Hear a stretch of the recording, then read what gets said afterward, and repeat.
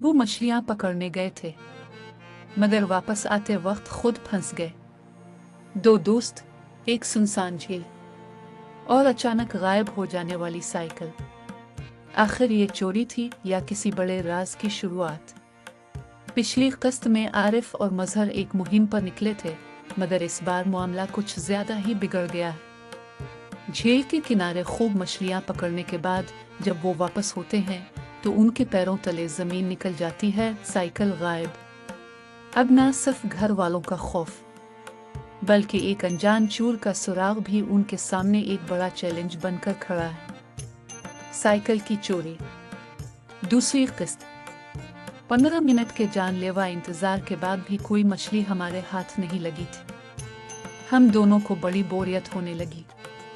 आखिर मजहर तंग आकर बोला, मेरा ख्याल है कि इस जगह मछलियों की ज्यादा आमद और रफ्त नहीं है, हमको थोड़ा आगे बढ़ जाना चाहिए।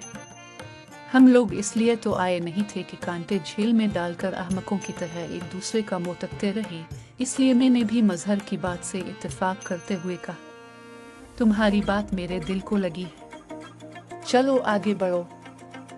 हम दोनों झील के किनारे किनारे आगे बढ़ने लगे। 5-5 मिनट रुककर हम कांटे डालकर देख लेते थे कि शायद इस जगह मछलियां हों। इसी तरह हम काफी दूर निकल आए। फिर एक जगह तो हमने बाकायदा नशिस्त जमा ली। वहां पर मछलियों की बहुतायत थी। इतनी ज्यादा मछलियां थीं कि थोड़ी सी देर में हमारे करीब मछलियों का एक छोटा सा ढेर नजर आने लगा था। हमारे जोश और खुरूश का ये आलम था कि किसी चीज का होश ही नहीं रहा था। 2 घंटे तक हम बेहद मसरूफ रहे। फिर जब मछलियों का चारा खत्म हो गया तो मजबूरन हमने तमाम सामान समेटकर थैले में भर दिया और मछलियों की गिनती शुरू कर दी। उनकी तादाद 42 थी। उनका वजन काफी हो गया था। हम उन्हें थैले में भरने लगे। फिर हम दोनों उठ खड़े हुए। मजहर बोला, यार मगर हम इतनी मछलियों का करेंगे क्या? ये बात तो हमने सोची ही नहीं थी।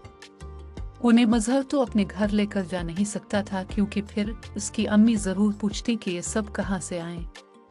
कुछ सोचकर मैंने कहा, हम खुद ही इन्हें पकाने की कोशिश करेंगे।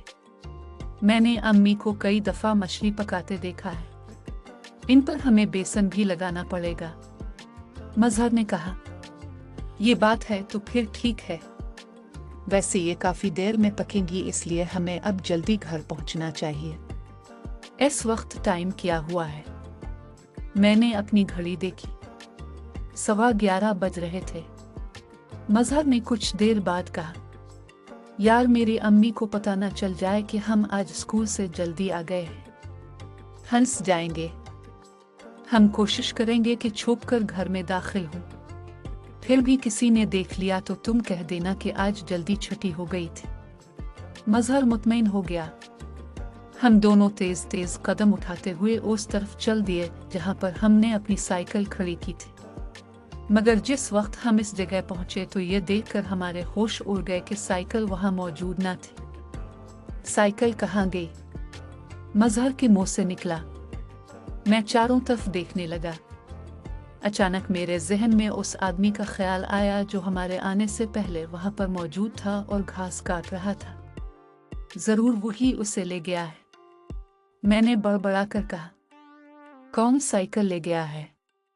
मुझे उसका नाम बताओ। मजहर ने बेताबी से मेरा गिरेबान पकड़कर कहा, मैं उसके दांत तोड़ दूंगा। अगर साइकिल ना मिली तो साइकिल वाला मेरी जान को आ जाएगा। साइकिल मैंने अपने नाम पर लिखवाई थी। साइकिल वो घास काटने वाला ले गया है। मैंने मरे हुए लहजे में कहा, अब हम यकीनन क़यामत तक उसका पता नहीं लगा सकेंगे। मजहर ने बड़े गुस्से से मछलियों से भरा हुआ थैला झील में फेंक दिया और सर पकड़कर जमीन पर बैठ गया। यार आरिफ, हम तो बुरी तरह मारे गए हैं। अब स्कूल से भागने वाली बात हमारे घर वालों के सामने आ जाएगी। साइकिल वाला मेरे अब्बा से शिकायत करेगा। अब्बा तहकीकात करेंगे और हम दोनों की शामत आ जाएगी। सूरत हाल इतनी पेचीदा हो गई थी कि मैं भी घबरा गया।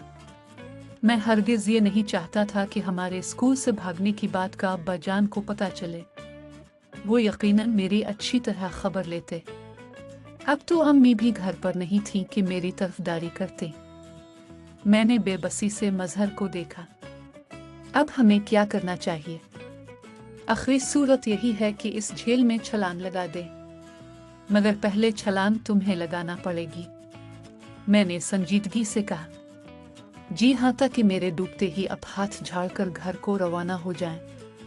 उसने तंजिया अंदाज में कहा, यार साइकिल जैसी मामूली चीज के लिए जान देना कोई अक्लमंदी नहीं है। हम अगर थोड़ी सी हिम्मत से काम ले तो इस मुसीबत से निजात हासिल कर सकते हैं। मैंने कहा, तुम्हारी वैसे तो तमाम तजावीज़ अहमकाना होती हैं, फिर भी कहो हो सकता है तुम्हें दूर की सूझी हो। मजहर ने मुझे गौर से देखते हुए कहा, हम ऐसा करते हैं कि साइकिल की कीमत साइकिल वाले के मुंह पर मार देते हैं। तुम्हें पता है ना कि हम गर्मियों की छुट्टियां गुजारने पहाड़ों पर जाएंगे और इस मकसद के लिए हम 3-4 माह से पैसे भी जमा कर रहे हैं। मगर यार इस तरह तो बात और ज्यादा बढ़ जाएगी। मजहर ने फिक्रमंदी से कहा, इसमें बात बढ़ने का क्या सवाल? अरे भाई, उसकी साइकिल हमसे खो गई है, इसके इवज हम उसको साइकिल की कीमत दे रहे हैं। मैंने समझाने वाले अंदाज में कहा, तुम मेरी बात नहीं समझे। देखो ना, हमने वो पैसे रेज़गारी की शक्ल में जमा किए हैं। अब इतनी सारी रेज़गारी किसी के मुंह पर दे मारी जाए तो क्या उसका मुंह नहीं टूटेगा और बात ज्यादा नहीं बढ़ेगी? हाँ, ये तो है। मैंने सर को जुम्बिश देकर कहा, मगर अब तुम अपनी बकवास बंद करो वरना मैं ही तुम्हारा मुंह तोड़ दूंगा। मजहर हंसने लगा था। फिर हम दोनों अपने घर जाने के लिए उठ खड़े हुए। हमें एक तवील मुसाफर तय करना थी। कोई और मौका होता तो इतना चलने के तसव्वुर से ही हमारी जान निकल जाती, मगर इस वक्त हम मजबूर थे और मजबूरी इंसान से सब कुछ करा लेती है। आरिफ, मुझे भूख लग रही है। मजहर ने कहा, भूख तो मुझे भी लग रही है। मैंने इधर उधर देखते हुए कहा, क्या चीज खाना चाहिए? वहां पर अजीब अजीब किस्म की झाड़ियां उगी हुई थी। फिर हमने उन्हीं झाड़ियों में बेरों की झाड़ियां देखी तो खुशी से उछल पड़े। सुर्ख सुर्ख और पीले रंग के बेर हमें इस वक्त दुनिया की सबसे हसीन और दिलकश चीज नजर आ रहे थे। हम दोनों भागकर झाड़ियों के करीब गए।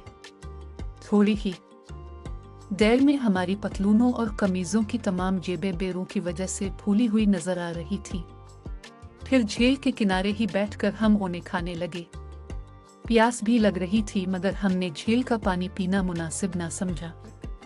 अम्मी ने सख्ती से बता रखा था कि साफ सुथरा पानी ही पीना चाहिए ताकि बीमारी के जरासीम पेट में ना जाएं। बीर खाकर कुछ जान में जान आई थी। मैंने घड़ी देखी, 12 बज रहे थे। हम दोनों जल्दी से उठ खड़े हुए। जरा सा भी वक्त जाय करना हमारे हक में मुफीद न था। आरिफ और मजहर पहले ही एक बड़ी मुश्किल में फंस चुके हैं। साइकिल गुम हो चुकी है और घर वालों का खौफ उनके सरों पर मंडला रहा है। अब जल्दी घर पहुंचने की कोशिश में वो एक नई मुसीबत का शिकार हो जाते हैं।